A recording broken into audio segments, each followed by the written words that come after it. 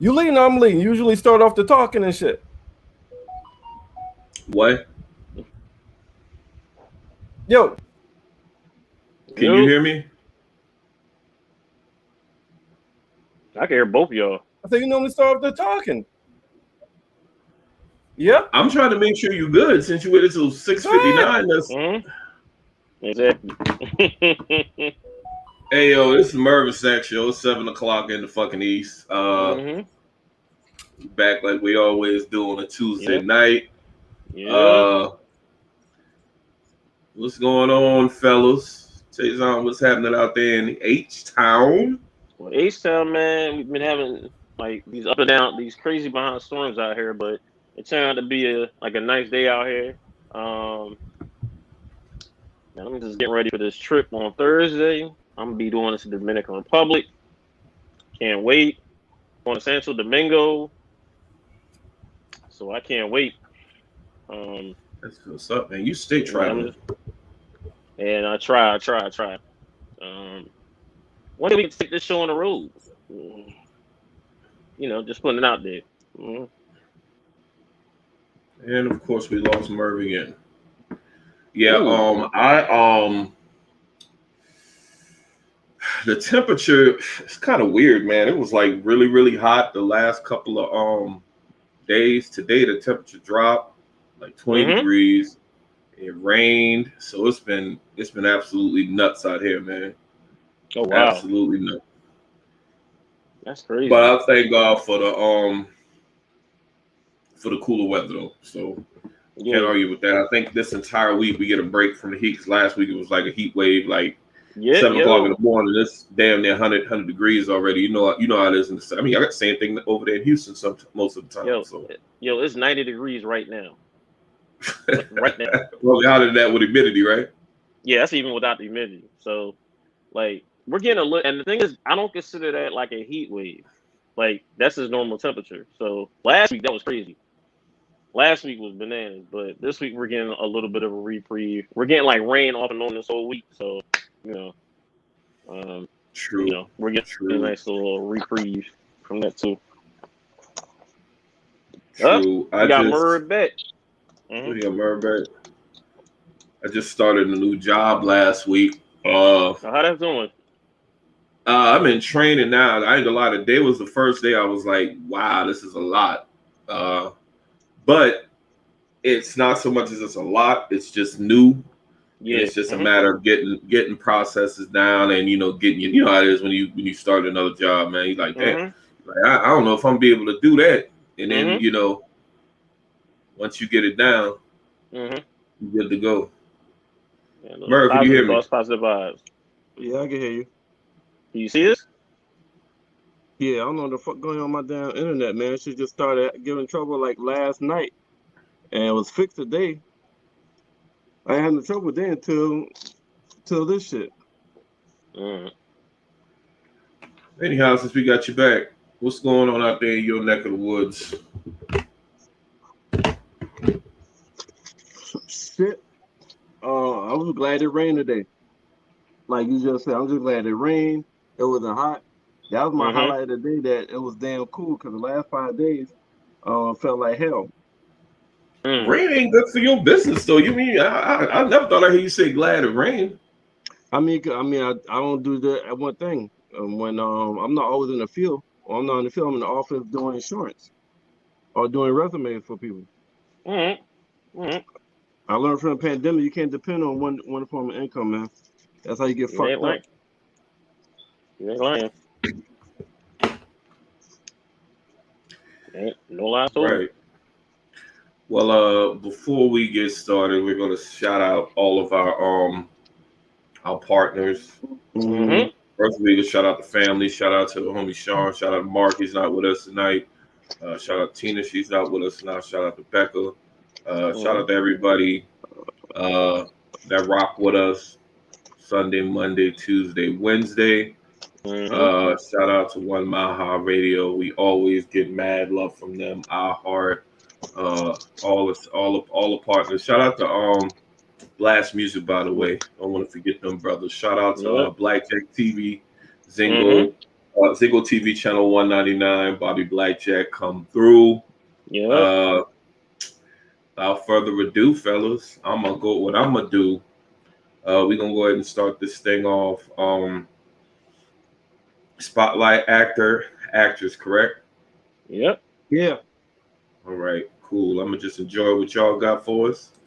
We could just give it the shits. All right. Well, go ahead, Taison. All right. My spotlight actor of the week is Jonathan Majors. This guy he's a fast up and coming actor. He started in the Five Bloods. He starred in Lovecraft Country. He's now going to be he should be the main villain moving forward in the Marvel universe. If you saw the end of Loki, that's a guy that we should be really looking at. Just like we've seen, I talked about Denzel's son. This is another guy that's been really getting his acting chops along the way. Let's see what other different things he starred in. Yeah, Five Bloods, Lovecraft Country. He's been getting The Last Black Man in San Francisco, which I heard was good. But he's just starting the last couple of years get his his foot in the door. And he's been getting Is this the cat that was the main character in Lovecraft Country? Yep. Mm-hmm. Okay. So he getting his foot right now. He getting some major acting roles, and like I said, consider now he's going to be the main villain. Looks like in Marvel. That's huge. That's huge. I kind of figured this dude. I kind of figured he'd be getting more work, especially after Lovecraft Country, because he was outstanding in that. And that's crazy that Lovecraft Country got released just last year, and all this stuff that's happening right now for him, like Lovecraft Country and the Five Bloods both came out last year, and now he is his star is just is ascending. So I definitely have to give a spotlight, and also like I said, he's getting up there. It's a person you gotta want to look for, moving forward. What you got, Merv? I got Patina Miller as my spotlight actress of the week. She played in the Hunger Games. I think Hunger Games. I think it was a trilogy. Mockingbird, Hunger Games. She played in that, and then she until 2019 she played in a TV show, Madam Secretary. And, I know what you're talking about. Yeah, and now she's in, she's doing the Power universe, playing Raquel, Kanan mama. So that's my spotlight actress of the week. Let people know that she has had some work. I did not know her name. Yeah, before I looked it up, I thought I was wondering, was this her first time getting into something big? But no, she been in Hunger Games, which was a real successful movie series, and she's been on Madam Secretary. Madam Secretary TV show been on from 2014 to 2019. So now she's a starring role in Raising Kanan, which is her current project. What's her name again? Patina Miller. Oh, okay, gotcha. Okay. I did not even know her name, but I kept saying, I was like, yo, she's enough, just like you said, Merv. I'm just piggybacking what you said, this Kanan role is gonna help her a lot. People really looking at it. Yeah. Because even and you know what's crazy? They really got her looking like the fucking 90s.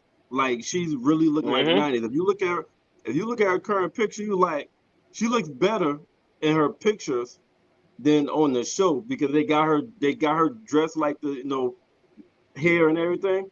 And when I Google her, look at her, I'm like, oh, this motherfucker is a real baddie. Yeah. So yeah.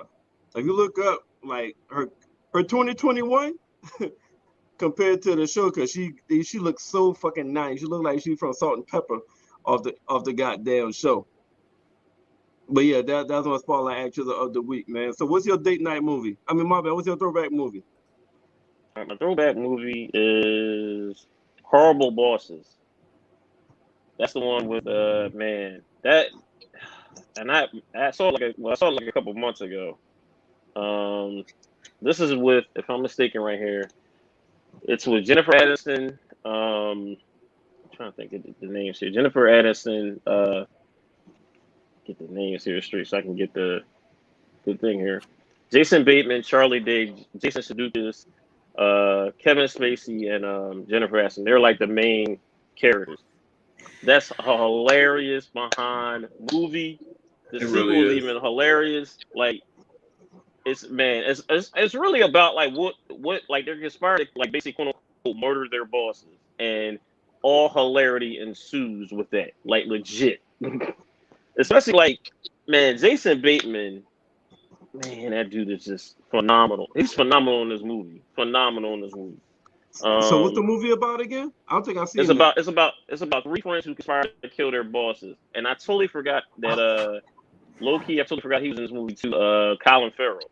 Totally forgot he was in that movie too. Colin Farrell was in it. The plot pretty much goes, you got these three friends, and all of their bosses just happen to be absolutely terrible. So they was plotting a plan to matter of fact, Jamie Foxx is in the movie as well. Oh yeah, that's right. I keep forgetting that. Yep. Mm-hmm. But they loosely want to hire a hitman to kill their bosses.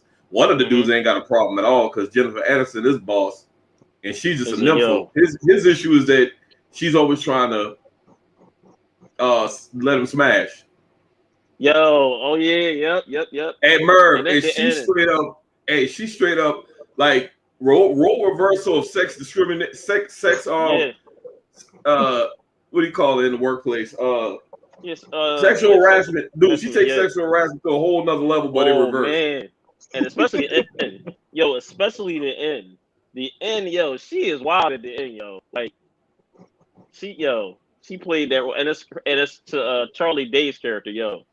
He be trying, and I think he's married, right? Or about to get engaged or something like that. He's like married, and she is trying to like try to get with him. Like, man, it's crazy, yo. Merv, she went to the point where she was like, she told him, either you gonna fuck me or I'm gonna tell your fiance that you fucked me.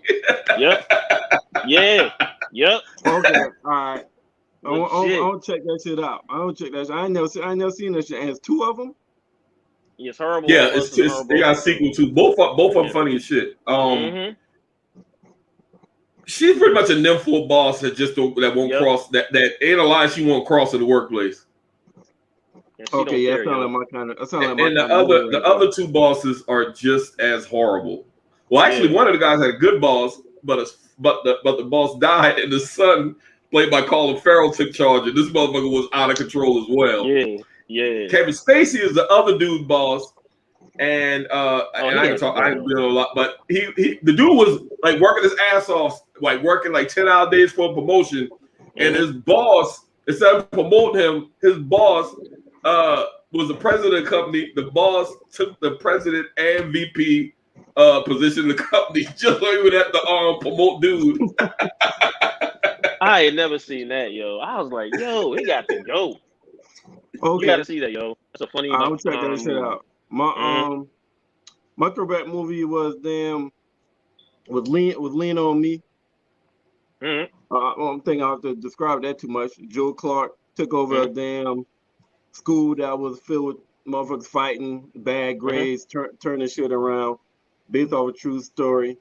So that was my throwback movie. Lean on Me. Young Morgan Freeman. My grandmother loved that movie when she was living, bro.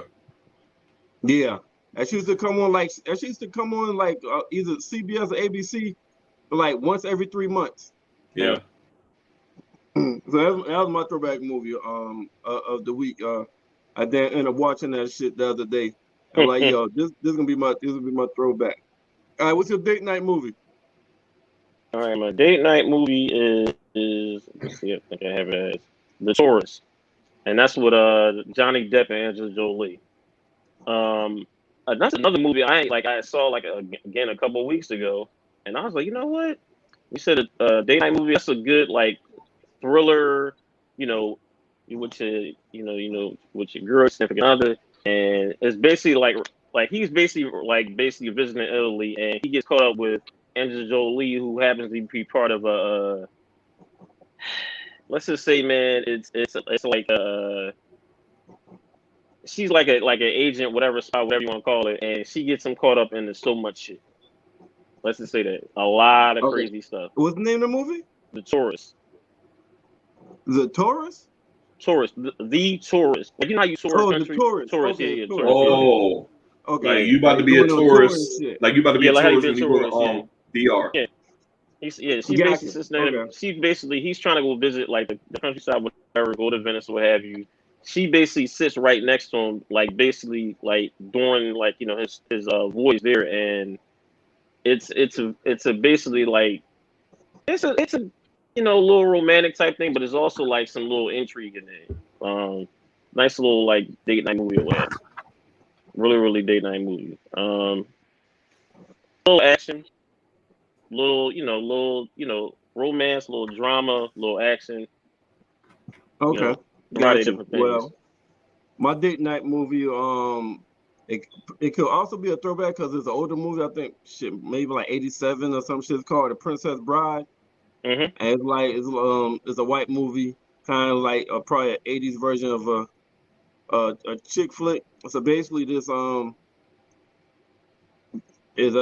had a helper. Her family had a helper. And it's like in old age where they got horses and shit. Mm-hmm. And she ended up falling in love with one of the helpers. Oh, and wow.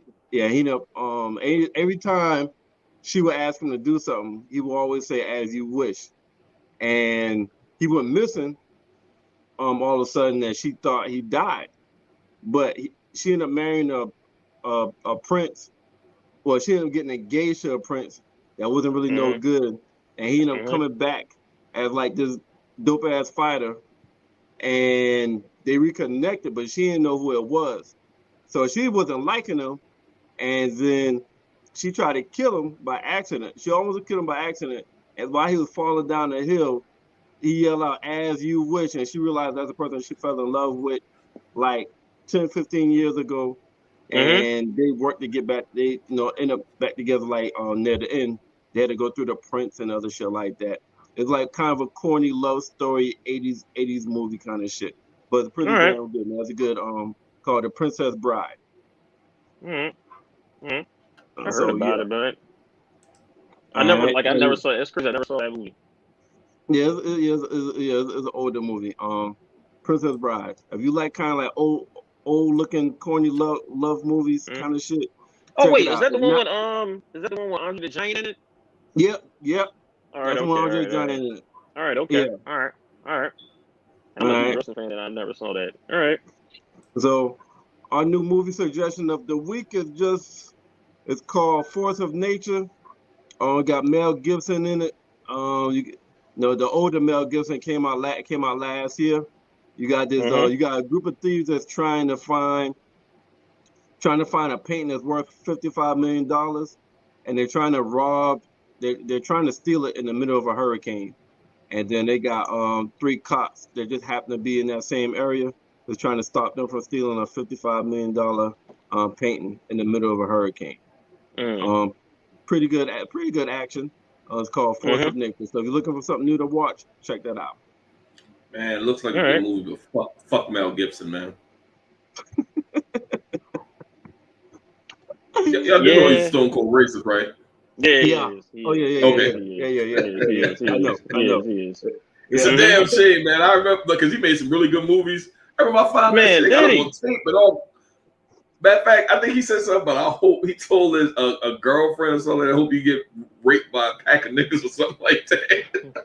Damn, I forgot about that. He did. Oh shit. Yeah, he did say that shit. Damn. But yeah, so but Merv wish you that pick that shit nowadays. Hey, I was about to say shit, nigga. You got me not wanting to even talk about the fucking movie no goddamn more. I used to got away now. I totally forgot about that comment right there. I totally forgot that too. Wow. But shit. I mean, yeah. But yeah, shit. I didn't told you about the damn movie now. But shit, now we time to get to our main shit anyway. Oh shit! So now we're going to talk about episode 3, Raising Kanan. Yeah. The Power Universe. So this right here. Let's start with Rock, man. Raquel, and I understand it's the streets. I understand it's the streets, but shit, that's why I can't be in the streets, man. Like how the fuck you did what you did, and then you just talking to your son, like what the fuck is wrong with you? You alright? Like you have no idea. Like you have no idea what really happened. That's just crazy, huh? Hold on, what part you talking about? Raquel, like when she was when you're talking about in the beginning. And in the beginning when she got some when she was getting some and then she thought her son was at school and suddenly ran up on ran up on the dude that's on the computer. And she was like, why the fuck is you not at school? That's the most important question. And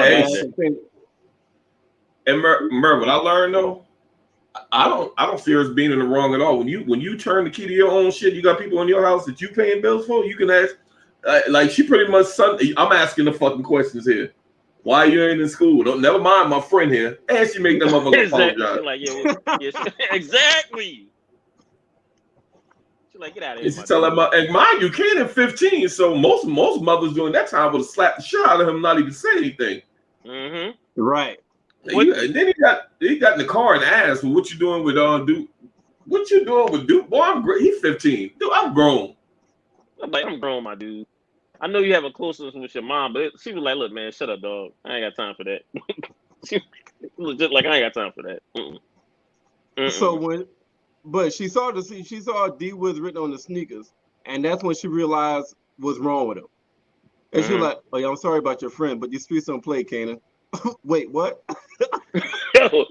No, like, hold up. No, to me, I don't even think that's the coldest part. I think the coldest part is she went to D-Wiz's mom's house and prayed with her.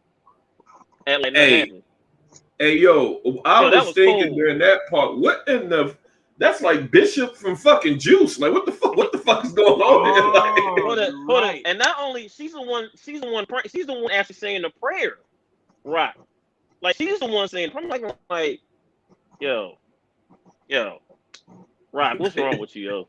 What's wrong with you, yo? Yeah, that's part of being in the streets, man. That's covering your tracks too, though, man. That's part of covering your tracks. So I've heard some people kind of say Raquel is kind of cold for that shit or whatnot, or some people even upset that she set her son's friend up to get killed. But in that situation, I mean, would y'all do anything different? Hypothetically, because none of us is in the streets. But I mean, Nick said last week that the streets need a body, right? Right. If you're dealing with your child, you're gonna do the lesser two evils. You definitely will give up your child in that type of situation. So you gotta protect your kid. As grimy as it was.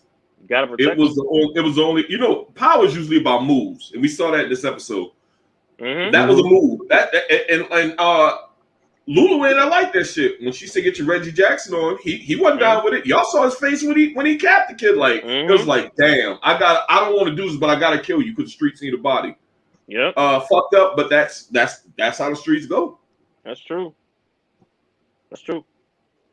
Yeah. Yeah, she had like I would have done the same thing. Just to piggyback, I got mean for what Taison, what we just talked about. This right here. It said, Mom really went to D-Wiz's mama house and prayed. I mean, went in on the prayer. So they like, lady, you was going to hell. Yep. Didn't even care. She was just like, look. She's like, we're gonna go over here and we're gonna do this prayer, right? Come on, we're gonna do this. We are going to do this. I'm like, damn. Not even nothing. Nope. So what y'all feel about this? What y'all feel about this right here, though? I'm glad you put this shit up. What? I'm glad you put this shit right here because I mean that's a discussion that we most definitely have to have. But didn't what's you he did remember last what week though? But didn't Unique kind of did that last week when he kind of said what Tina was talking about. He had basically put on Rock ear about like, look, the streets need a body, and then told the cop, look, you know, you might want to look at Rock. That's because he went to Nick and it was like, yo, you can't be dropping no more, dropping kids on the street. Yep. And then that's when he told, when Tina referenced him telling Nick telling the detective, yo, you need to go check with Rock. Yep. So would y'all consider that a eye for an eye, or just right here what Rock just did is a whole other level of being a rat? Like, yeah. But I think I don't think it's a rat. No, go ahead. I'm wondering what you got. Bro, I don't know if you remember when you remember when Tony Teresi, when he's telling his dying wife, you know, his wife found out that he, you know, how he got out of prison, and she was like, "So you're a rat?" And he pretty much said, "Well, you're not a rat if you're snitching on somebody as like an enemy or somebody you don't care about." So that kind of took me back to there. I don't know if I necessarily agree with that though. I don't agree. To your point, bringing up what Tina said last week about Rock. I don't agree with what he did, and I don't agree with what Rock did. What Rock did, but I mean, at the same time, like, I don't look at Detective Howard as a fucking. He's like a mediator type cop. Like he's not trying. He's not. He know what they do. He know exactly what they do. I want to get to Howard after this. Yeah, that's my take on it. Go ahead, Tay. You said you want to speak on it, right? Yeah, I'm gonna speak on it. I'm like, to me, I think it's an eye for an eye. I think it's like what she said was like, look, I basically kind of knew you basically what I think she kind of knew, like Unique is probably working with the cop, so she like, look, you know what, I gotta get my little inroads to, you know, with the cop as well. So it's basically like you're trying to get the cop's ear, you're trying to get you know, Howard's ear, and I think she's doing this to be like, all right, look, you need a win, you need a major win, my dude. I'm giving you that major win, just like remember, because that's what his captain wanted. His captain wanted a major win. And she's like, all right, I'm going to give you the major win. Here you go. Remember who gave you the major win. Yeah, I absolutely agree with that, man. Simply because I think now Detective Howard owes Rock a favor. Now, whether he's going to repay that or not, because we all know that he'd rather Unique running the whole shit, because he thinks that Rock is, you know, hard to deal with and things of that nature. But I think he owe her a favor now. Well, hold up. I'm gonna piggyback off of that though. Now that we know that he's got that terminal illness now, what have you, right? Now I kind of think, this is my personal opinion, I think now he knows he wants a big win before he goes, like, whatever happens. Like, you have to go think, like, what's like, what is the department going to remember if he's just getting like the corner boys? If he gets like a major win, like, that's what you want to be remembered by. And whoever gets him that major win, I think that's who you forget about what we said now, because now, like, that terminal illness, I think that speeds up the process a little bit now. It was like, now who gives me that major win? Right. I've never seen anybody in TV show history that was just laissez-faire about a doctor telling them that they gotta if you don't get a bone marrow transplant, you know, you're gonna die. Dude say, I'll see what I can do. I got family, but they ain't fucking with me like that. And then walked out. Like, yeah, I'm like, all right. Hey, bro, hey, that motherfucker positive though. He was like, well, at least I know ain't smoking and drinking that's gonna kill me. Yo, he was wild with that one. He was wild. I like, come on, dog. Come on. Like, he was wild with that one. That was funny.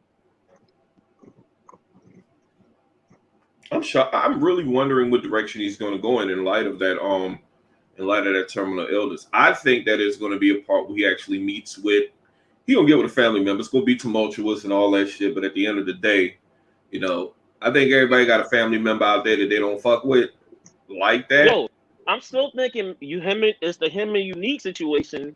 Like, I think he's like throwing a scent off what have you, because I think he's related to Unique some way, shape, or form. I think he's probably throwing a scent off of what, telling the doctor, but I think he related to Unique in some way, shape, or form. Yeah, I don't think he's related to Unique. All right. So let me pivot, because go ahead.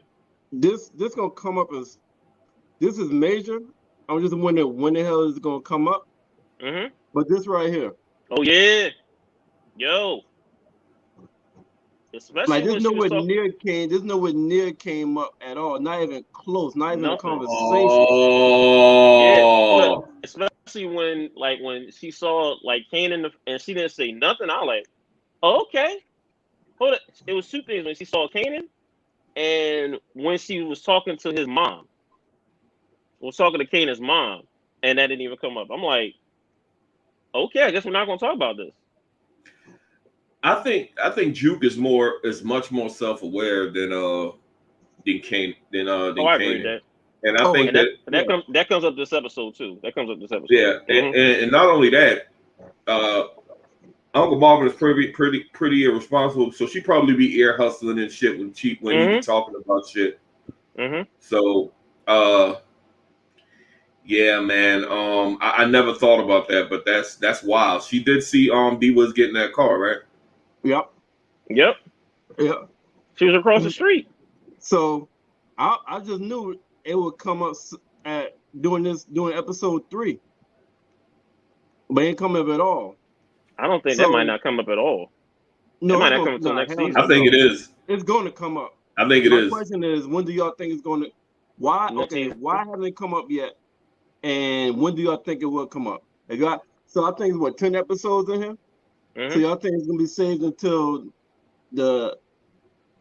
maybe episode 7, or maybe the finale, or I maybe think it comes up next season.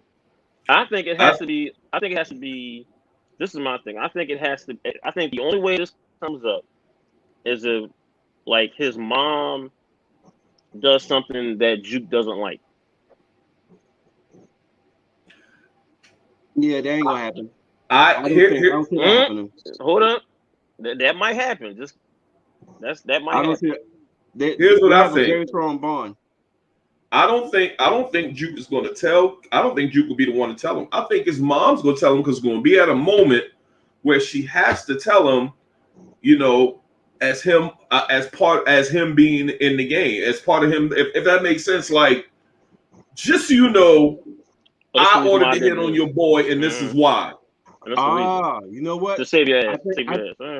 I see that happening. I see that happening more than anything, because so when you said that, it made me think of it's gonna time gonna come in this season or next season that Kanan's gonna have to make a tough ass decision that he don't want to make, but for the business, for the streets, he's gonna have to make it. But he's gonna be thinking emotionally. And I think that's when, like you just said, I think that's when Mom like, yo, Kanan, this part of the shit. Like, listen, yo, D-Wiz, sometimes we have casualties. Sometimes we have casualties. And Merv, to your point, it's not just her saving her son as far as the hit order on D-Wiz. Like you said, that's the business side as well. I think it got more to do with the business more so than Kane. Not saying she would choose the business over her son, but it's just part of it, because while they trading bodies and shit like that, the business is in one thing the drug dealers really hate is wars going on. We see them in all shows. Like, we can't afford a war. We don't want to go to war because this, that, and the third. And Nick said that in the first episode, like, we can't afford a war. You struggling like I'm struggling, Rock. That's the reason I said to make that call. Damn, shit, I think Tina brought that up last week. for that reason. I think all y'all brought that. I think I had disagree. I think all y'all said it was for a business, but I had disagreed with y'all, and I felt it was more. I felt it was more for her son, to save her son. I think y'all. It could be both. I think y'all felt like it was more. Well, but it was more business though. Yeah, but it was more business related. Y'all said more business y'all lean more towards the business. I think you Mark, well, Merv, before we move more towards the son. Merv, before we move on from this, we got to look at Raquel's very calculated. So the crazy son just got out of jail as well. He's the one who gave D-Wiz the guns and all that stuff. So ain't no telling what this crazy son go get involved if he gets involved in all that stuff. He didn't give him the guns now. They went and took the guns. Yeah, they went to D-Wiz the one that took the guns. He knew where it was a stash at. Oh yeah, yep. He didn't give them guns. Yeah. Okay. He knew where the stash at. He went and got it. We still haven't seen the son yet, right? Well, we still haven't seen D-Wiz's brother, right? Well, Rock, what happened was, you probably think that because when Rock ran into D-Wiz, she asked, like, your brother out? It was like, yeah, they had a conversation. And then she talked to Kanan, and she was like, so y'all got together from D-Wiz's brother, huh? He was like, I know he was a wild boy, so of course he would have some guns somewhere. So that's probably why you think they gave it to him. But D-Wiz just knew where the guns was at. He would basically went and stole them, used them, and I don't know what he did afterwards. But yeah, that's how he got the guns. So I'm still leaning towards that was more over Kanan than the business part of it. All right. Yeah, but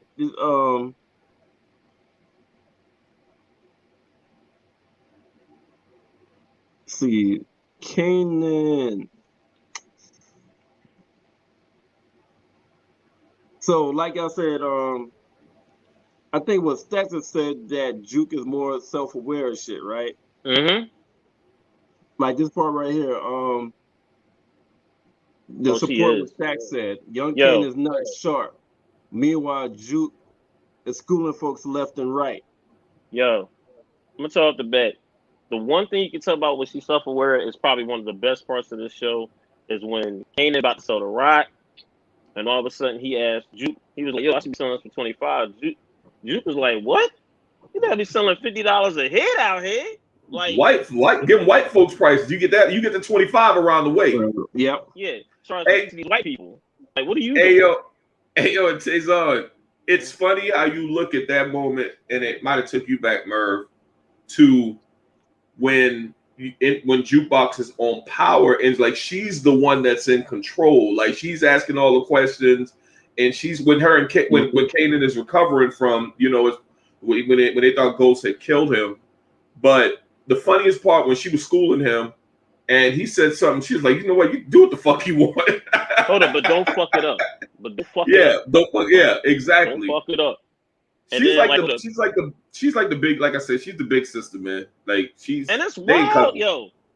She, like, to me, her street like education, she in college right now, like real rap. Like she's way past Kanan. And Kanan in middle school, but you would think that it would be the opposite, simply because Marvin's so fucking lackadaisical, he's not focused on the business, and Rock's so focused, but it's like the opposite effect. Yep. And maybe she learned from her father's mistakes, because that motherfucker really don't give a fuck about nothing, man, but partying and. Well, don't forget near the end of it. Remember Rock said, I'm not gonna tell my brother shit. We good. And she was like, shit, you used to live with us.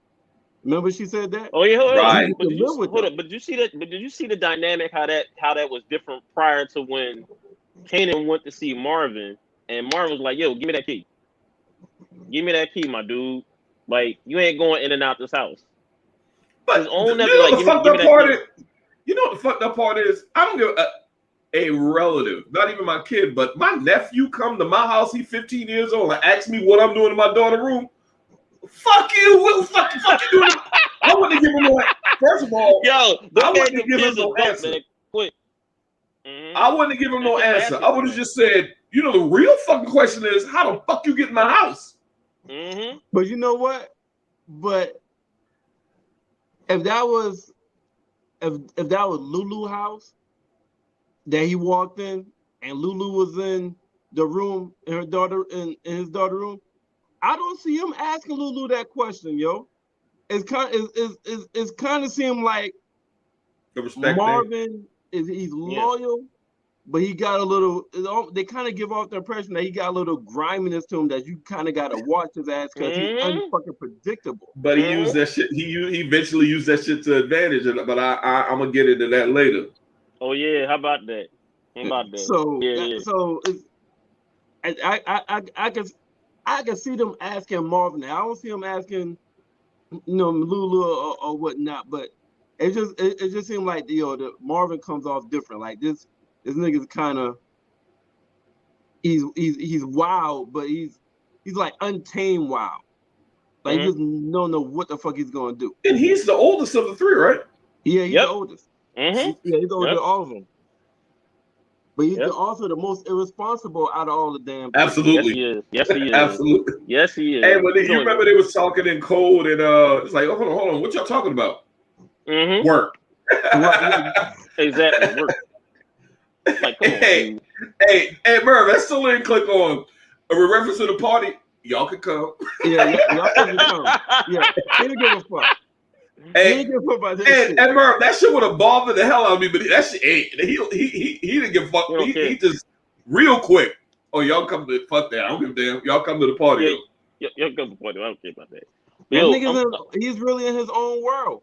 He really is. He truly is. And that same shit that you talking about, she was like, yo, we talking about business. You trying to put a fucking party together? Like, yeah, I'm putting a party together. Let these niggas, we still in this, run this shit. But you know what? He kind of right about that though, a little bit, because he was like, look, if we don't do nothing, they're gonna show that like, oh, we ain't not about that life. We not really doing nothing right there. I'm not gonna say I kind of agree with that. Like, I kind of agree with that. He's kind of showing you like, look, don't be showing these dudes that we're looking scared. Like, act like we're still business as usual.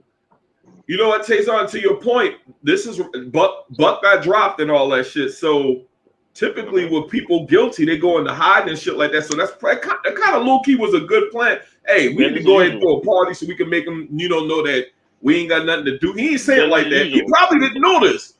But his party served as a diversion. Well, one, that's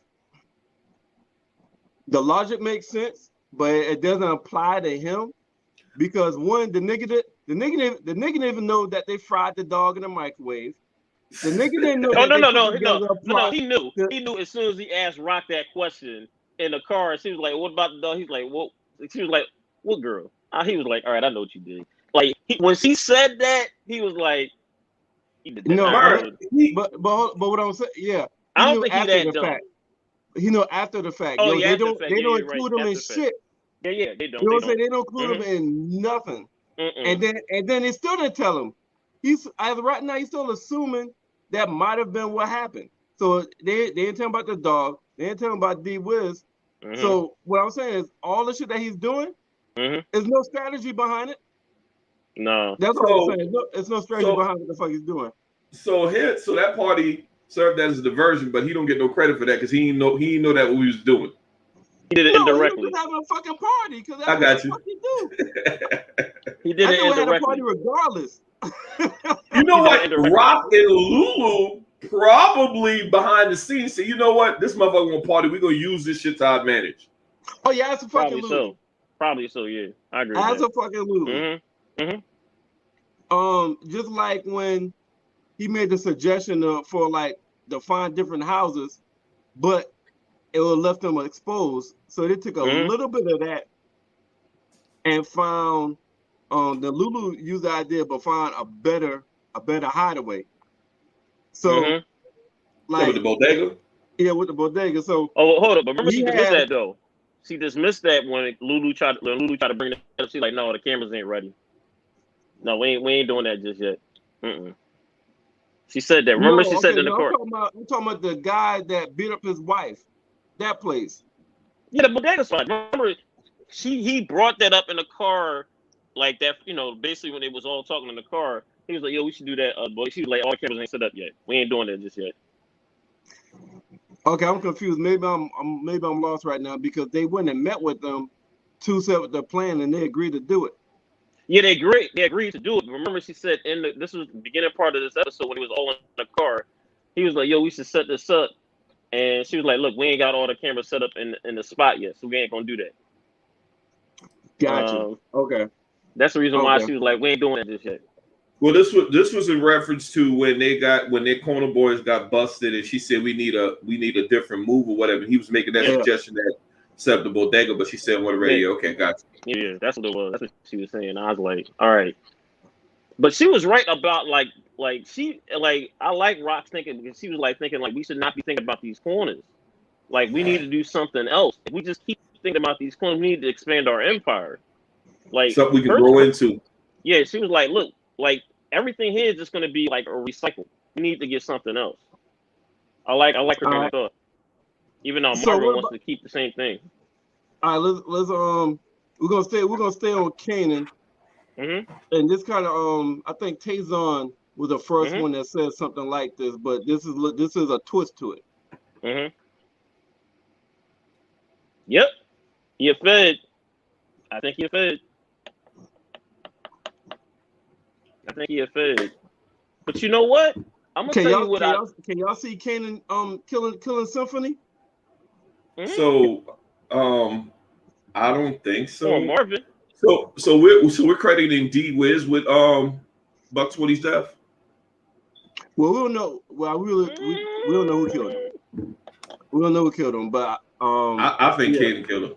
That's just me though. But anyway, I don't subscribe to Symphony being the body that Kanan get, man. I think that Rock is using this dude for. I mean, she having fun with him.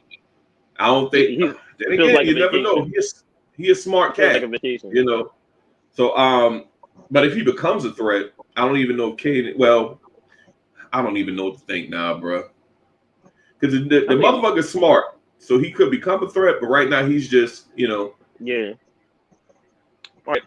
I'm gonna tell you, like, I don't know if you had this up here, but I'm gonna tell you a very low key conversation that I think it might pop his head up. I don't know if it's gonna happen this season, but I think it's gonna happen next season. Is when Kanan's he's in the stash house with the other guy, and the girl walks past the stash house. Kanan about to go out. The boy was like, "Yo, where you going?" He's like, "Yo, I'm going to meet the chick." He was like, "Nah, you don't have to worry about it. She ain't worrying about this, whatever." And Bull told him, he was like, everyone in the game. And this one day, I'm telling you off the bat, she know where the stash house is at, right? And if something go down bad between Kanan and the girl, just remember that. Just remember that part. So, so funny you said that, right? Check this out. I wish Tina was on there. Her last two comments, I would have loved to talk about that with her. Oh yeah, Tina, look, if you can come on. Hey, so somebody put this up right here. I see you in the comment, Tina. Please come somebody put this up in as a poll in one of the Raising Kanan groups. Say, will Davina tell Unique about the stash house when Scrappy told Kanan not to leave the house? So like it was at 50 votes when I saw this. 47 people say that it's gonna be Davina to tell Unique about the stash house. Well, I can give you my take on it. I think it's totally realistic. I mean, especially but I think the only way that happens is if somehow, some way, Davina finds out that it was Kanan or D Wiz that took out Buck 20. If D Wiz not gonna bother her, because she already think it's D Wiz. Remember, she asked. She said, "I'm not here to judge. You get angry." So if it's D Wiz, that's not gonna bother her. No, but remember though, if she basically asked Kanan face to face if he knew D Wiz the one that did it, and if she found out that Kanan did know, that's gonna be a problem. Right. He said he heard some shit. And if they find out like, yo, not only was D Wiz there, but Kanan was right there with him shooting at him. But let me ask you this though. Buck 20 was the only body that dropped though, right? Yeah, I was, Yeah. and I'm surprised by that. But let's neither here nor there. My No, thing is everybody that else bounced. Everybody split. Merv, they had But to have seen Kanan and fucking D Wiz's Yeah, face though, and they in that crew. That's what I'm not getting about this. Now I they think that might be they a had the factor hoodie that, on. huh? They had one. oh They yeah, they had the did have hoodie hoodies on, on. They did have and the hoodies on. only reason why Buck 20 knew exactly who it was like immediately is because they in school together. They didn't show them others being in school, so that's how Buck 20 knew who it was Mm-hmm. immediately. But I think you know what I'm saying. But check this out though. He did say Kanan's name. That's a good theory, Merv. So I think here's my prediction. One of them boys is going to talk, and they're not going to know. Like I said, they don't know. They know Kanan. They don't know Kanan. Because they don't go to school. So it might come up that all I heard Buck 20 said was the dude name was Kanan. And that may come up further down in the season, maybe at the tail end of the season. And it might not even be Unique because Unique got the body. I think that's squashed. But like he said, he cannot be responsible if Buck 20's people decide to hit back because Buck 20 people didn't hit back. Yeah, They did not. They just got word that the shooter got. So right now, with that being a word, everything gonna be kind of calm until for right now. Until they find out that word ain't the word. Right. But how could that get out though? Merv, you sometimes you got. I think in the street sometimes you'll have a murder like D was murder that happened, and you'll have the rival crew that take credit for it, even though they wasn't the shooter. Right. Like, we got the motherfucker back. So when word get back that it wasn't somebody from Unique's crew, I think people going to want to know because one, some people just want their revenge personally, and some people want to make sure that y'all show they got the right shooter. Like a body is a body to Unique, but his family might start asking questions. Like, who's this? Like, how do you know he the shooter? But Rock preemptively went to that motherfucker house and prayed with him, so the moms ain't never gonna believe it was Kanan. Right. Yeah, that's true. Right. Now, Tina made a suggestion earlier, and I just happen to have something to kind of fall with that as well, right? So this right here, somebody had in one degree. So I'm not feeling Famous and his sister. Famous comes off as not being loyal, and would jump ship if it becomes rocky. Jessica is giving me Holly vibes, and would definitely become the wedge between Lulu and Rock. I can see Also, that. was D Wiz's apartment the same apartment Kanan killed that old lady in? Or was it D Wiz's mother, but she moved to another apartment because it seems familiar? So what's your thoughts on that right there? Because Tina kind of brought it up. All right. I think Famous, he kind of called that in the beginning. Kanan was like, look, Famous rather be rapping, singing, all that. Like, he rather be doing that. And and Kanan understands that. Like, he understands, like, all right, that's what he want to do, let him do it. He not for the streets. And he understands that. He like, cool, that's you. Now, the sister, all right, now I'm agreeing with that. Jessica, the sister of Famous, yeah, because she putting the bug in Lou ear, like, Lou, like, you can be more than just the streets, my dude. Like, you can be more. You can be more than the streets. It's a lot more. You can do the music business. I mean, that's a good thing. She's a good look, but I don't think Rock will want to hear that. That's my point. I'm trying to figure out how we define her driving a wedge between Lulu and Rock, simply because we can't call it driving a wedge if I think she genuinely cares about him. She genuinely cares about him. Back then, chivalry, we done seen 2 instances where chivalry just get you the ass, apparently. Like with Marvin, both brothers, they defended the chick, and it resulted in them getting ass. So maybe she sees more of him like, hey, you ain't got to be in the streets and shit like that. You so much bigger than that. You can do all this shit. because he knew more than damn Puerto Rican. What's the dude's name? The producer that was faking like he Puerto Rican, light skinned cat that was faking like he was Puerto Rican. Hold on, I got his name. His name is I gotta get his name. This was like the funniest thing ever. It was Crown Camacho. Crown Camacho. Yeah, nigga named Anton Simmons or some shit like that. Yeah. But anyway, like I was saying, I'm gonna come back to that. She sees more for him than being in the streets. Now, as far as I'm pretty sure Rock would tell Lulu, you won't be in the fucking music business. We out here in these streets. You know I can't trust your brother, so nah, you ain't doing all of that. So I can see it in that sense. I don't Famous. I think he's loyal, but of course his focus is not on the streets. He's the exact wrong dude that Kanan could be trying to, because this dude wasn't even paying it. This dude heard them boys rapping and he was in this other world. I would have just told, hey, just going over there, man. You good.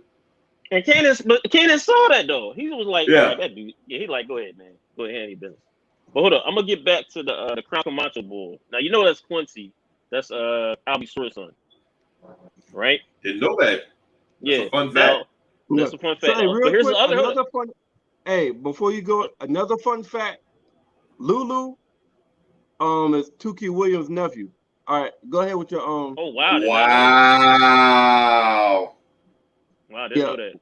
So it's just amazing. Real quick before you go on, it's just amazing how different you see him in Power Book 3 to him being Kevin and Snowfall. It's just he's so fucking cool and fucking that motherfucker just so cool and Power, man. Yeah. But yeah, that is true. I ain't gonna lie. But also remember they was fucking to Can I Talk to You in the beginning, right? The Jodeci joint, right? Now what's the name? Quincy's dad, I'll be sure, wrote that song with Devontae. Which is wild if you think about it. Yep.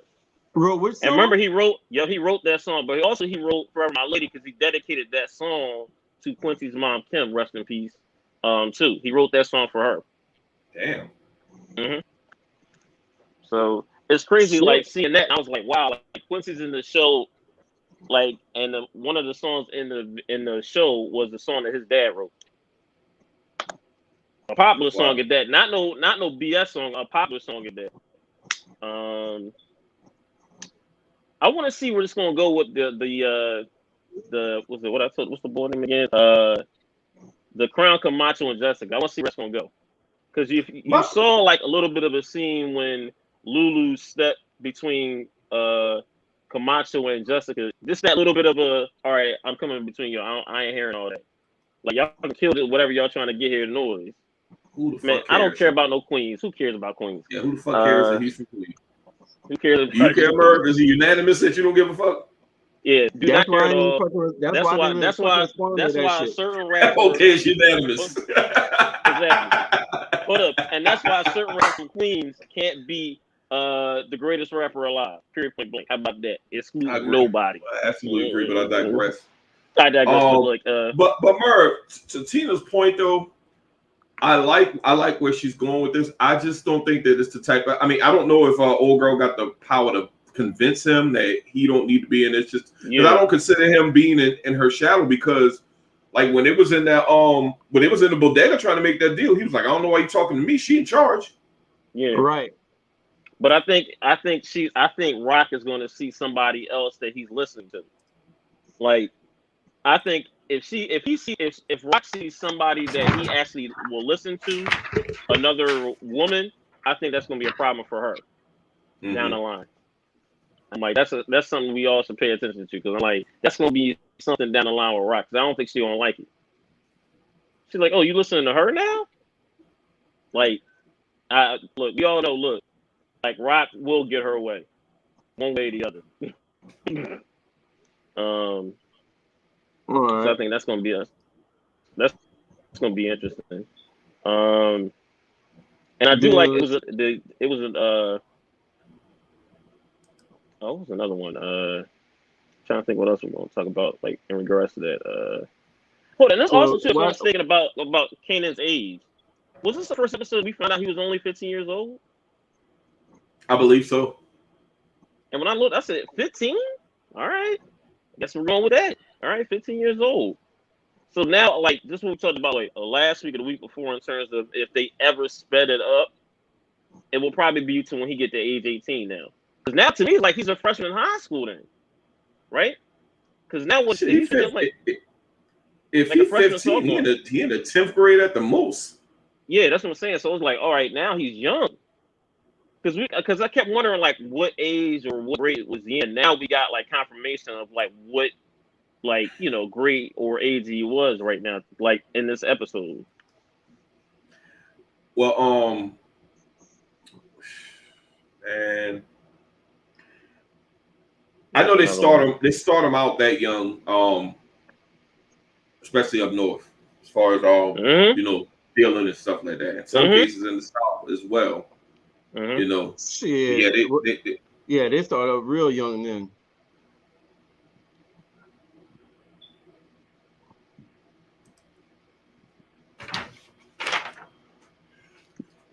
Yeah.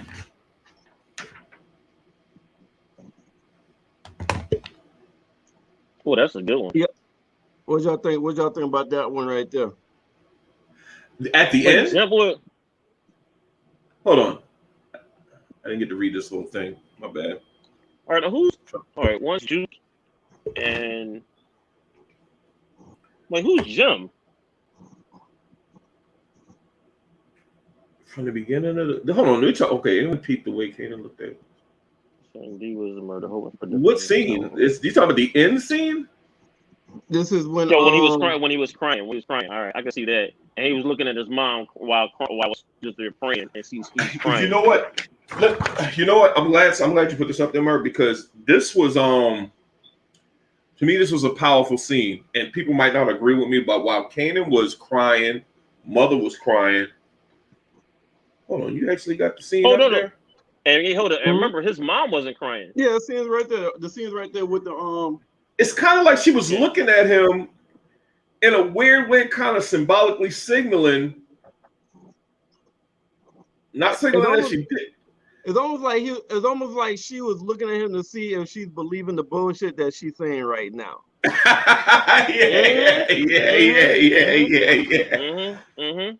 But I think it weirdly kind of signals, like, I know she ain't gonna tell him. She gonna tell him when he absolutely needs to know. But she's monitoring, and I think she's kind of monitoring to see, you know, how he's dealing with it. Of course, it's his best friend, so of course he's dealing with it terribly. I mean, they're dealing with it pretty good for a 15-year-old, but I mean, it's so much. That was a powerful scene, man. A lot going on in that scene, even though a whole lot wasn't going on in that scene. If that makes sense. Yeah. And that was a typo, man. Jim was supposed to be him. Got you. Yeah. Hold up, but can we I'm gonna rewind this episode back. Can we talk about the Connect Boy Dean now, the new character? Yeah, boy from The Wire. I was going to that next because I had but I wanted to start off with this right here though. Oh, that was hilarious. Yo. Dude, that's kingpin shit, bro. Plausible deniability, man, because you know that's smart. A lot of people like, damn, but that's smart because I'm pretty sure his grandmother, some shit like that. He talking business about his drug. He's a kingpin. And let me turn off your shit in case the feds will ask you some questions. You ain't gonna know shit because you ain't heard shit. Yo, it was some that was kingpin shit. That's what that was. Did you see how the mom look at him though, like, when he flipped that bitch off like a damn light? Yeah, Merv, all while she playing bingo, she need the fucking hair to play bingo. Yo, and he making moves in the bingo hall. Like, man. Yeah. But what I like about him the most is the fact that he is the perfect kingpin. You know, when Kanan was narrating him, introducing him, you know, Azuma Dean, Tippett, aka Dean. He's one of those, like he said, he's one of them kingpins that stay low. He a kingpin, he murderous and all that shit. But you know, far often than not, you got kingpins out there that want to be flashy, want to be out there and all that shit. Yeah. This dude gives me kind of like Frank Lucas vibes, if that makes sense.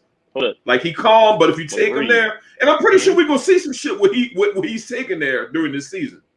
I felt like that too, especially with him with the moms, that bingo and shit. I felt that Frank Lucas vibe as well when he's taking his mom to out to eat or to church. Yeah. Hold up. I'm gonna piggyback off what you said because one of his lines was sloppiness is the enemy of the stuffness. And I was like, whoo, that's a cold line right there. I wrote that down. I was like, oh yeah, I'm gonna come back to that. I'm like, but yo, did you see Rock basically make that side deal though? She was like, yo, let me talk. Especially when she left and she talked about the Bulls, like, yeah, you want that part-time work coming up. She a hustler, bro. She a hustler. Mm-hmm. She saw a weakness and she saw opportunity, and she combined both of them. She's like, man, I know this thing about the slow with the ball. Let me go to this other dude. Yep. Mm-hmm. And that's how I saw that a mile away. What was Dean's first question and first concern that he asked Rock? About the war, right? About the war with no, right? No. The first question? What was the question? What was his first concern with Rock? I can't remember. What was the question? Well, I don't remember. All I remember is he asked about the cops hitting their corners. Yeah. Exactly. And then was the follow up he said after that. I can't remember. He said, yet Dean's still in, Unique's still in business or something like that. He said, yet Nick corners went untouched. Yep. So Rock had to make that move. That was a whole business move right there. She had to get the Nick corners touched because she said it just wasn't Nick's day today, but it's coming soon enough. And she put the you know what? That's what I love about Power, because it's all about. I don't know if a lot of people noticed it, but they show the chess pieces and all that shit when Power coming on. But it's all about those moves. Dean is the king. Go. Dean is the kingpin, right? You're not going to upset the kingpin unless you like you know how Tommy and Ghost was taking out kingpins and shit like that. They ain't on that type of time back then. So. Like he said, I don't want I just don't. I'm not going to get in between no disagreements with y'all, and that's kind of like a signal to me. Like, oh, you ain't shit. Okay, well, say less. I can go ahead and make my move then. Since you ain't going to interfere, that's the way I look at it. Yeah, he ain't about to fuck up his business for what? Both y'all making me money, so y'all do what the fuck y'all do. As long as y'all give me my money, I don't give a fuck what y'all do. And it doesn't matter. And Rock, and I know Rock is thinking that it doesn't even matter that Neek's re-up got hit, because I'm pretty sure Dean got his money, and even if Dean hadn't gotten his fucking money, he would have dealt with Unique. So it's kind of like a double move that only Rock them could have won. Like, okay, I'm gonna hit his re-up, and but I'm pretty sure he got the money. But you see what I'm saying? Let's just say he got the re-up. Let's just say he got the re-up. Re-up got taken, and Unique said, "I'm not paying you." I mean, Dean ain't going for that shit. But I'm pretty sure Dean got his money though on the back end. Yep. Up front. Yeah. Oh yeah, no doubt. But did you ain't get weight like that on Kasami? Oh no. But did you peep when he is like in the beginning part of this episode? Because now I'm noticing like a something for each episode. Like the first part of the episode, Kanan was talking about rhythm and routine, and if you notice, it was like, remember when Omar F's character, he was chasing after the corner boy, and the one corner boy got cleaned off his Jordans, which was a nice touch, and bounced. Remember, the end of this episode, chasing after the corner boys, nobody lived. And remember, it was all about routine, because remember when they were sitting the bull was sitting in the car, and the bull was saying, well, look, we got to wait for that car to go around 4 times, then we got to get the product and bounce. It was that same rhythm until he noticed, he was like, yo, 5-0, bounce. And this time the corner boys didn't get away. Like I'm seeing like a pattern. There we go, a pattern for each episode. Like how it starts off and how it ends. Like it's sort of like they're showing you sort of like the same thing, but it's like it's a different like ending at the end of the episode or what have you. It's sort of like the same parallel or what have you, which I kind of like. I never thought about that. And the Corner Boys that happened in the first 2 episodes also? No, yeah, it happened. Yeah, if I'm pretty sure that's exactly how it happened in the beginning part of the episode. He'll give you like something in the beginning part of the episode, and he'll continue it sort of at the end of the episode. Like it could be 2 different situations, but they sort of like parallel one another. But now it's a flip the script at the end of the episode. Like whatever's supposed to like. So what I'm going to do, don't worry, I won't go back and watch all 3 episodes. I'll let you know if you're right or not next week. Yeah, let me know. That's a nice little observation. You know how Howard told the white girl, said, "Yo, that's a good look. Appreciate it." And she said, "Not bad for a nurse." Yo, she came back on him with that one. I love that. Yo, she came back on him, boy. Yo. Yeah. I felt Howard, Detective Howard, when he was. I mean, I heard you got a lot of cops like that. They just don't like rookies. They don't like people that's like legacy. They don't like legacy cops. Like they get like you get a partner and they knew and they my daddy, my granddaddy was get the fuck. They cops hate that shit. Like they don't want nothing to do with no legacy cop. Yep. And she took his back though, and also she peeped the routine. And he was like, "Oh, I didn't even peep that." Like remember, she's peeped good. The routine. She's good, but. At the same time, with that being said, she's gonna fuck up the way Howard is gonna be working. Howard will be working with Rock and Unique because he's trying to loosely do his job. Sometimes she's trying to be all in. I think he's trying to get a big win before he dies. I think he wants that big win. I think getting a re-up, confiscating the re-up, and that's kind of like that's a big win. That's a lot of weight. Cats could go to jail and shit like that. But I think that's good for Detective Howard. That ain't gonna be good for old girl, and that's gonna be. I think that's gonna where the conflict's gonna come in going forward with them two. Oh yeah, no doubt. All right. Kind of like Angela had to throw she's a fucking prosecutor, but she working like double. She trying to damn act like she's doing her job and throwing the rest of the damn the lawyers and the police off the damn scent. Gotcha. All right. So let's let's hit the 3 moments. Let's hit the 3 moments. I feel like 3 moments will complete what we haven't talked about. All right.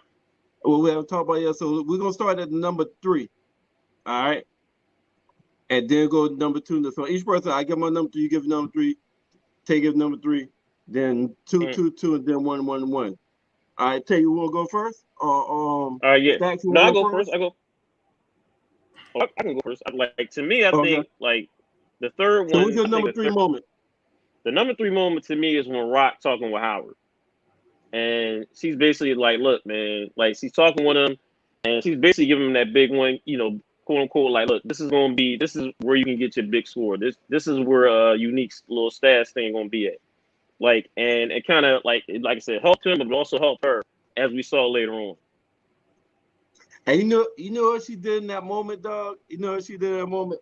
Just like you remember last week when we talked about jukebox and how she got that motherfucker to buy that jacket for $350 because she challenged his fucking ego, and it was like, yo, the Africans down there, they got the knockoff shit that you can afford. Fuck out of here. And then that's when he was like, all right, cool. Let me get that shit for $350. And that's how she closed his ass, right? And that reminded me of this scene that you just brought up because Rock said, yo, how far do you dick is in your throat? Yo, hey, yo, that shit was super disrespectful, by the way. I'll just put that out there, man. Yo, Rock don't care, yo. Rock don't care. So she was like, yo, does it taste that good that you're gonna turn down this 3-point-something million bus that I got for you right now? Or you just want to hear my shit? Or you just want to hear shit he tell you about me?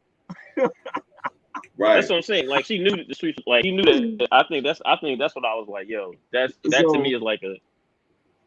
That was definitely a good scene because she got a BOGO. She got the damn show Dean that Neek shit is penetratable. Yep. And she got the damn see how loyal this motherfucker Howard is. You know, just how loyal you gonna be at the Nick. And she's able to it was a business decision too. That motherfucker about as loyal as his options, man. That's what the fuck that is. You ain't lying. Exactly. You ain't lying. Stacks, what's your number 3? My number 3 moment is Rock and Juke's conversation. Nothing really key there, but it's just the fact that it doesn't seem like Rock has Juke has that woman to bond with. She got a secret. The only person that really know is Kanan, that she dealing with, that she like girls or whatever. You don't like girls. And she snaps on anybody anytime they're asking her what she doing. Her pops is kind of always looking for her shit because he know that something is up. Yep. So I think that nigga just nosy. Well, for a belt. I'm like, Empower they did say that he kicked her out when he found out how she was. I think that's gonna come down the road or whatever. I don't know if you remember that, Merv, but I just like the fact that she has Rock to bond with. They had that conversation. I think there's gonna be more going forward as far as them having that relationship, because she don't have a mother not around, so Rock is essentially her mother. Like I alluded to, I don't see Kanan and fucking Juke as cousins. They brother and sister to me. And sister, yeah. Yeah, I agree. I can agree with that. Yeah, and the piggyback off what you said, every fucking episode when Kanan has gotten in trouble or has been some shit, the question has always came, where the fuck would you? Fuck you, man. What you about to? It started from the first episode when he got jumped, and she asked him, "Where's Jukebox?" It was like they held her down. Yeah, you know what I'm saying. So yeah, they more like brother and sister. All right, so my number 3 moment is when she was schooling. And she was like, "Yo, I try to stay away from the same shit that Marvin do, but I'll tell y'all this once. Those like the college kids, those are niggas from around the way, those are random white people, and how would you selling them for? Like 25? Nah, hell no, that's around the way. Selling shit for $50. White people prices. Like that whole moment. Get them boys. That whole moment is almost like big sister, little brother kind of shit, and you could tell that she's way more advanced in all of that street life shit, whether it's hustling, selling, or anything than Kanan is. So that whole moment where she was like schooling them, be like, "Yo, that's the group," and she described each group and kind of told them, "Yo, you just stand around saying shit crazy." Talking about, "Yeah, I got the rock. I got the rock. I got the rock." I said, "All right, you want something? You want something?" So she basically told this nigga, get this nigga like Jay-Z would say, free game, free 99. I'm giving you a game for free 99. Oh. and that's what she did. So that was my number 3 moment. All right, Taylor, your number 2. My number 2 is probably gonna go back to Rock when she's talking about. To me, I think it might come back.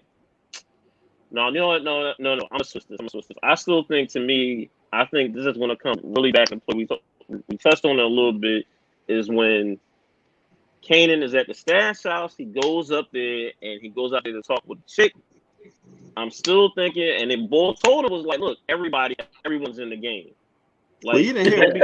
I like that. Yeah, he didn't hear that. Kanan he didn't hear it. He didn't hear it, but I think he didn't hear it. You're right, but I think that line, I think that is going to come back to play. If not this season, it's going to come back next season. Like, it's like little jewels like that. You're gonna be like, "Oh, remember what he said?" That that's gonna come back. That's gonna come back. Like, because I'm thinking because like I said, she knows where his stash house is at right now. If anything, just like you talked about before, and Merv, like if something happened, like she knows where the product is. She knows where whatever is in that house. She knows where it's at now, so she can tell the competition. And you know what's crazy from that scene right there is what really escalated that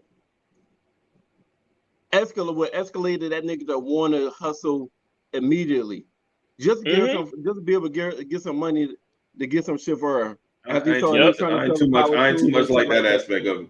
Huh? I ain't too much like that aspect of it. That nigga went up with the corner and immediately caved. Immediately went immediately to the fucking groceries. Fucking opportunist. Exactly. Hey, but that's a posthumous Dirty Mac move. I know Buck 20 dead, so that's a posthumous Dirty Mac move. Hold on, but remember, he lied to her too. Let's not forget this. Lied to her and basically said, yeah, you know what? No, he was in to do that, but not like don't worry about that. Then okay, this was like, okay, that she don't know you lied. But as of right now, that nigga got that kiss though. That nigga got that kiss though. Merv, you can't condone this Dirty Mac into that level. This nigga killed. Okay, I'm gonna give Kanan credit for this body. He killed the girl. He killed her boyfriend. Bought her groceries. Now he kissing her. That's Dirty Mac. That's Dirty Mac at the highest level, bro. Man, when you say it like that, it sounds so horrible. It is. Damn, man. Remember, he said it in the first episode. Fuck Buck 20. I ain't never moving on. Yep, and he said fuck so Buck 20 that way. Yep, he did. Yep, and he did. Fuck Buck 20. He was a hater. He said fuck Buck 20. Mm-hmm. He got what he wanted. Got you thinking. He got what he wanted. This is the second time you done made me feel bad about some shit from that damn movie with Mel Gibson in it, man. Like he got what he wanted. Like you had to give it up to Kanan, man. You had to give it up. And Merv, and I'm gonna add more to your plate. Even though D Wiz is homeboy, he's dead, and D Wiz already wanted to put his bid in. He got a clear path. I said this last week. He got a clear path. Hey, well, listen, you can't fuck a dead nigga. So I guess he was like, I'm gonna go ahead and I'm gonna run up. I'm gonna pull up. Look at the third string replacement though. You ain't lying, but look, he the replacement. What's your number 2? Oh, man, I'm having a hard time dealing with mixing up with these moments. I'm gonna go my number 2 moment. You need more time to think. No. I just switched them because my number 2 moment is going to be shocking to y'all, but I'm gonna tell you why. But I'm gonna go to my number 2 is Rock's meeting with Dean, and the reason that's my number 2 moment is because of all the chess moves she made. She got the information from Dean, who's the kingpin. It's like you go and see a manager or whatever. She got the information from him, and she saw an opportunity to. She got information she needed. She saw an opportunity to make some moves that she really needed to make. She sent dude down south. I'm pretty sure he's going to be dealing for them. I'm thinking, this is me thinking, he's going to be dealing for them down south. And we all know when cats take the work from up north to down south, they sell it for more down south. So she made so many moves in that moment. That's my number 2 moment. Yep. Okay. That you know what? That was a low key, real strong moment because one, they introduced a new character, a strong character that can have some strong effects on the rest of the fucking series. And then the conversation that they had, because he also said, "You have another one of them moments. We're gonna have to revisit this conversation, revisit this agreement." So she knew she had to make a move from that. Absolutely. Okay. Absolutely. All right. My number 2 moment is another moment with Jukebox, yo. When they went to rob old boy, to rob the people, and she was like, "Who made this call?" It was like such and such made this call. You know how it is. Whoever makes the call, we gotta go. Right. And then they got all that shit. Dude don't get caught. Knock him off him and started punching him. But he was like, it looked like he was about to beat his ass to death. And Drew like, he had enough. All right. And he comes up, not know who the fuck he fucking with. He said, see? So I think I wrote it down and said, he was like, Jukebox like, he's had enough, Rip. And he said, that's why you don't send a bitch to do a nigga job. Jukebox snapped real quick. He said, You ain't from where I'm from, Rip. And she pulled out that box cutter. Yep. And motherfucker looked down. Hey, he immediately like, okay, you know what? This ain't the fight I want right now. This Merv, that moment you can see that she can flip. Like she was just singing She was just singing a love song with her girlfriend Yep. on 2 occasions. I think it's called 2 occasions. She went from 2 that. occasions by Deal. Yep. Deal. Yep. She went Deal. from that to robbing somebody to about to fucking stab somebody that tried to call her fucking, that tried to disrespect her. All this shit happened in back to back to back. But that final scene is where you see, oh, this is when 50 Cent said, "Don't let that singing fool you. Jukebox is the hardest motherfucking nigga I know." And when she had to remind him, yo, you ain't from where I'm from, real. Where I'm from. And you put that box cut and hit that shit.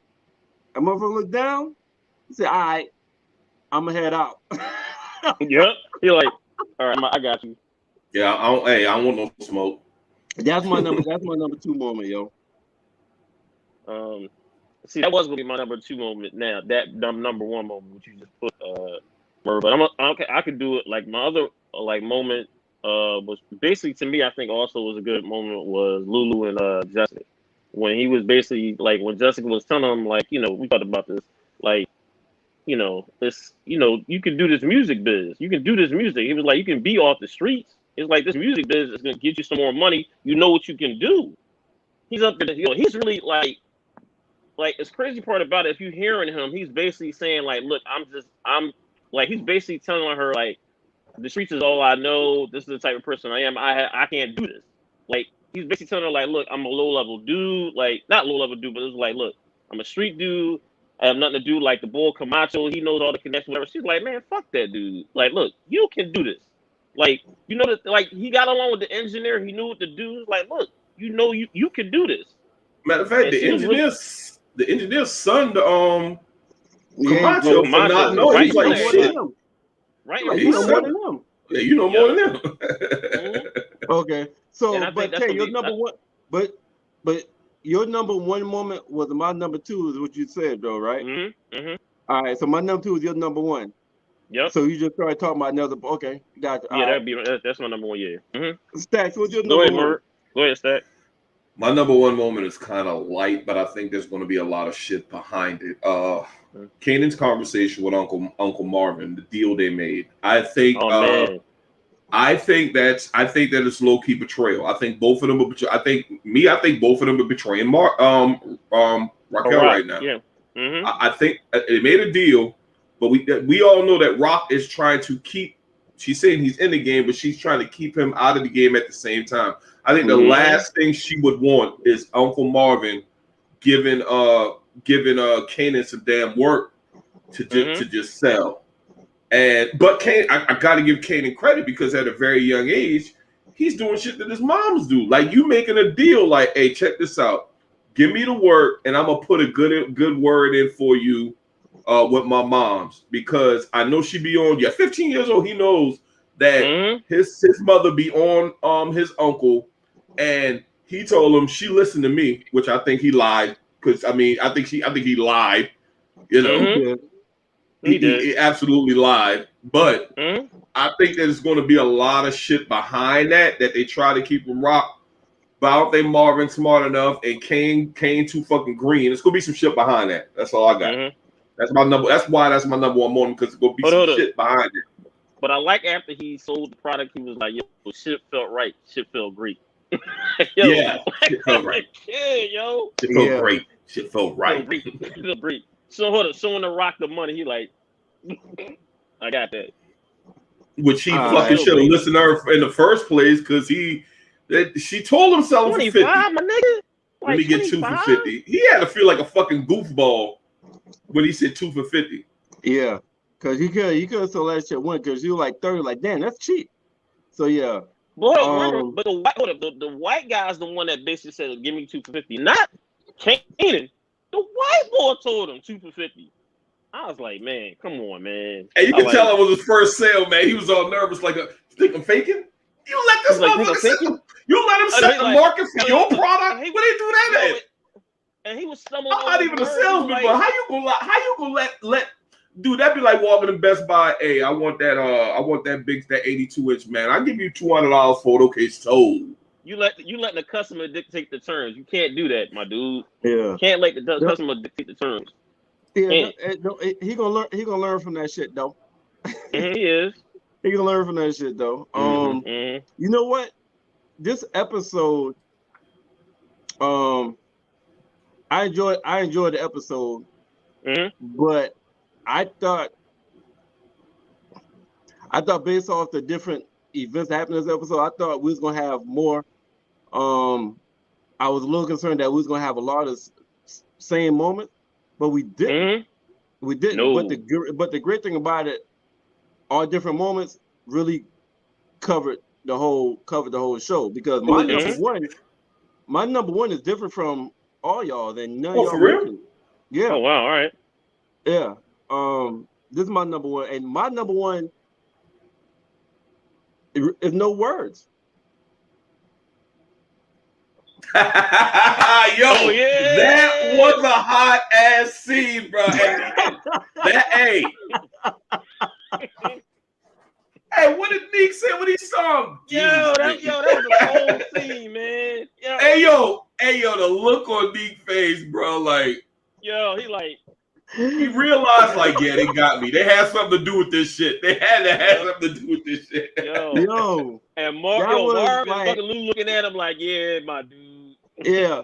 It was like, yeah, exactly. It was like, yeah, you thought you had us, ain't it? You pulled your trump card, but you pulled it too fucking early, nigga. I love that. And at the end of the day, we all know that Unique's organization took a much heavier loss than Rock. They got corner boys, and a lot of them boys, they was back on the streets because they ain't had that much work on them. Or some of them had it in the trash can, shit like that. But a lot of them boys just like the captain, the police captain, he was bitching at them like, y'all, this is what y'all bringing me? Yeah, exactly. And they're like, you got no people on the streets. Yeah, you're right. Corners were clean. And it's just a drop. You got the red Mercedes, the black Beamer. You got rival crews, rival cars. The whole scene just, you know what I'm saying? Because there's a lot of times it's like, who you got, Beamer or you got Mercedes? Now you got the two rival crews. Just like that whole scene was so fucking symbolic to me, man. It was just it was solid but fucking powerful. Especially when you had 50 Cent narrating, say, yo, and the streets is just like a boxing ring. You know what I'm saying? Oh, yeah, I got that. Yep. Questions, and it's the best fighters knows how to counter the best. Yeah, and the narration got all the answers. Yep. And them driving back and forth, looking at each other like, yeah, nigga. And just like nobody's backing down. They know both of them just took some major hits, but they got one up on this nigga, even though because Nick's been winning all the way till now. Nick's been winning up until now. If you really look at it. And then we saw that shit with the first big W that Rock got with the detective. Like, damn. Then it got hit. So that scene was like, yeah, nigga, we here. And if you look, that's my number one scene, man. But Merv, we got to keep in mind that even though it was a bigger hit, I think they're still on equal footing because if I'm not mistaken, Rock, they didn't get their re-up because they had the corner boys got hit. No, they did. That's why she told Lulu said, you're not getting anything until y'all have a sit down. So got you. Never mind. You're right. Turn the faucet back on, and then he said he gave him the prop. That's how he told her if it happened again. Yeah, he told old boy like, here's something for you to go back to down south with your wife and get you one of your girlfriends down there. I didn't even know that was a power move. No pun intended. That was a power move. Yeah. All right, so we're gonna all right, we close wrapping up, man. I just want to hear y'all two favorite quotes. I'll give mine, man. My two favorite quotes, huh? Let's say go ahead. Okay, yeah, my two favorite quotes. My number two was what Taison said earlier. When Dean was like, sloppiness is the enemy of stuffiness. Like that's some profound shit. And then my number one favorite quote on here was what Rock said earlier to when Lulu and Marvin was in there. Like, we got to hit back. And Rock was like, we got it by vision, not by sight. Yep. Mm-hmm. And it's like far like street in Now, granted, that's so close to God, like got it by faith, not by sight. But in the street version, you know what I'm saying? This is a street version. We got it by vision, because vision is, you know, mentally what you see. Sight, you know, is what your eyes can see right now, what you're looking at. So those are my two favorite quotes, man. Shit. Well, you got one of mine. That was my top quote as well. We're guided by vision, not sight. We always look ahead. That's my top quote. Okay. My second one was every criminal in this city knows Malcolm Howard holds the fuck down. Motherfuckers respect me, they fear me. I'm the motherfucker reckoning. That's who I am. Question is, who the fuck are you? I thought that was some I thought that was some Lonzo from Training Day type shit. That he gives me Lonzo vibes. I'm sorry, and I love that shit. That to me, that's my Training Day. I love that shit. Oh shit. True. Damn. So disrespectful. Yeah. She couldn't say that though. No, she didn't. She just sat there and just took. You remember when he said when he had the meeting with Unique and a couple of Unique henchmen, he's like, I think you motherfuckers is confused who the fuck you are and who the fuck I am, or some shit like that. Right. Yo. Yeah, I know you got some quotables. All right, Tay, what's your two favorites, man? My two is basically, it was a conversation with Howard to Rock, when Howard was basically saying, like, look, he said, are we heading somewhere or are we running in place? And Rock told her, like, I don't run. And and that was, and then the last part is something that you had said, Merv, about what Kanan, he was narrating the end. He was like, see, in the ring, the punches are the questions, and the niggas holding their hands in the air at the end got all the answers. And I was like, whoo! True. I was like, I gotta remember that. I was like, that's a statement right there. Like every other thing y'all got, like that was some of the stuff I was gonna put out there. The thing you talked about with you know, the two things that you had, Merv, that's what I was gonna put. And then the stats that you had, I was like, all right, I gotta switch this up with the two other things. But they had some great quotables. They had some great quotables in this episode. I thought that all of you would have had. I mean, I'm pretty sure all of us was thinking that guided by vision, not sight. That the profoundness of that, because a lot of people only see what's directly in front of them. They're not visionaries. They don't see. They don't look. Some people look for the here and now. Some people ain't looking at 6 months down the road, a year down the road, 5 years down the road. That's why that shit was so hot. Right. And that line was so hot because all Marvin wanted to do was like, let's get the corner boys. She's like, no, like we need something bigger than this. Like exactly. Something we can grow into. When the corner boys ain't out there, we need something else. And gotcha. That's what I like about that. She's strategic as fuck, bro. Stacks, it's on you, man. Take us home with your shout outs and shit. I think we all. I think we covered everything, right? I think we did. We did. Okay. We did. Great show, fellas, as always. We covered everything. Look forward to next week where we can cover episode 4. Shout out to Sean out there in the comments. We got Team B out there in the comments. Your twin out there in the comments. We appreciate all the support, everybody that come through. Shout out to One Mile High Radio.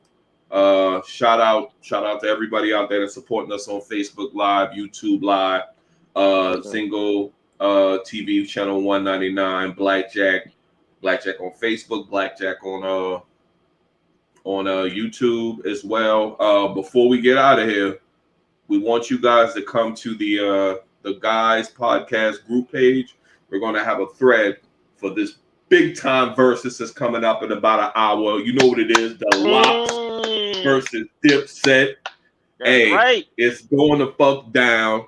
So, what we do, we put a thread up in there. It's going to be like we all watching this shit together from all around the country because we're going to talk about it live in real time. Then we're going to post a thread up there.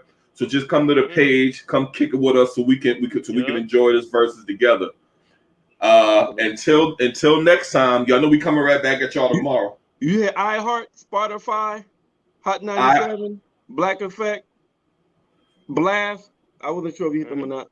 My bad, but you just did. I appreciate you. Okay, then we good money. But tomorrow we coming right back at 8 o'clock. The Guys Podcast. think we're gonna have Tay you ride with us tomorrow, right? That's right. Can't wait. Oh, we love to have you, brother. We got 19 minutes and 54 seconds left to this versus. It's gonna be hot, just like Stack said. Come basically. Oh no, it's a 9. It's a 9. I think it's a 9:30. Oh, at 9:30. Yeah, because I think I might have fucked that up as well. I think the versus is at 9:30. Merv put me onto that. But fuck with us in the group. Leave here, come right to the group. We doing the pregame and everything on the fucking thread. Come fuck with us. We'll see y'all tomorrow at 8. Guys podcast, and we out this motherfucker. Salute. Hold on. I want to say one more thing. Look, y'all can be watching and listening to anything in the world right now, but you watching and listening to us. Thank you for the viewers for your continued support. Absolutely. That's it. Absolutely. Mm-hmm. Salute.